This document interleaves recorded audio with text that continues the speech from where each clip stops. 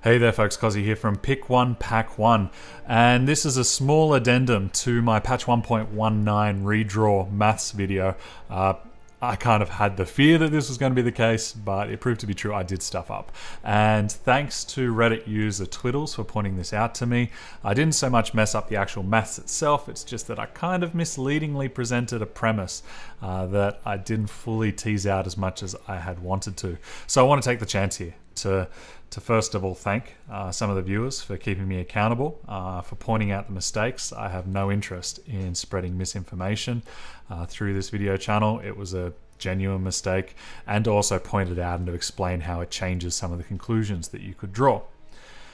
You might remember this slide from midway through the previous video where I was talking about how now that we have a guaranteed third chance of drawing a 2, 3, and 4 power hand on the redraw, that it means that our unideal hands have increased. And I made that point by comparing the odds of drawing a 2 power hand before patch 1.19 at 27% with an 18 power deck, and then looked at how by now that we have a guaranteed third chance, it's increased the likelihood of us drawing an unideal hand of 6%. And I defined an ideal hand as a 3-4 power non-power card split.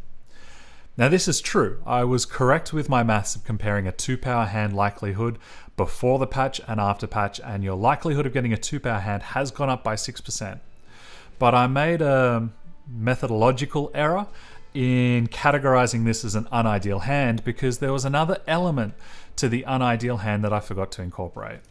I forgot to remember that before the patch you could have a 5 power hand, and so if I wanted to call these unideal hands as a higher risk, higher reward, then I needed to remember the fact that we're also reducing the chance of drawing 5 power hands thanks to the patch and the redraw. And the reality is, before patch 1.19, with an 18 power deck, we had an 8% chance of redrawing into a 5 power hand, and now there's none. We're guaranteed never to draw a 5 power hand, and what it actually means is, if I want to conflate this as the notion of an unideal hand, well then our odds have actually improved. And so our odds of drawing a non-3 or 4 power hand, or that higher risk I was referring to, it's actually reduced by 2%. We've increased our chances of drawing a 2 power hand by 6%. We've reduced our chances of drawing a 5 power hand by 8%, so it's a 2% improvement overall. And so as for that assertion that it's higher risk, higher reward, perhaps I've overstated it. Now this is when we go down the rabbit hole, because this is when, unfortunately, the maths goes well and truly above my pay grade and competency, because there is a difference in draft of drawing a 2 power hand and hoping to draw a power versus drawing a 5 power hand and hoping to draw gas. And the direness of your situation can change. Yes, in a like-for-like comparison, if I'm against an opponent who's been screwed and I've been flooded, I'll put my money on the screwed opponent most times, because once they draw out, they've got so much more gas sitting in their hand. But by the same token, I do think that sitting on a 2 power hand, you're far more likely to auto lose than you are on a 5 power hand. As for the actual odds of this, I'm not quite good enough at maths to work it out. If there's a mathematician who can talk about all these variances, well then perhaps we could add another addendum video. Although I think this is more just where you get into the interesting discussions rather than perhaps having any kind of definitive proof.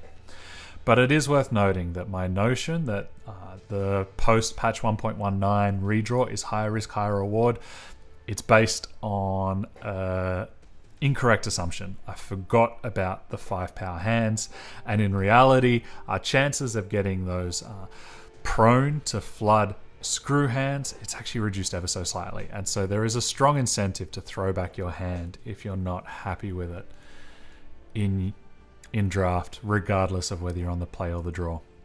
So yet again, thanks to Twiddles for pointing that out to me. I really do appreciate it. I hope this has been useful to you guys. If I made any other mistakes, I might just go back and put them all into the one video, but I feel as though now that this has been a couple of days, that that's probably the most egregious of them. And so yeah, let's get back into drafting. And also, I'll be following up with a video about what cards have changed in my assessment as a consequence of this new information. I've been Cozzy for Pick One Pack One. Thanks as always for watching, guys, and I look forward to seeing you in one of my videos sometime soon.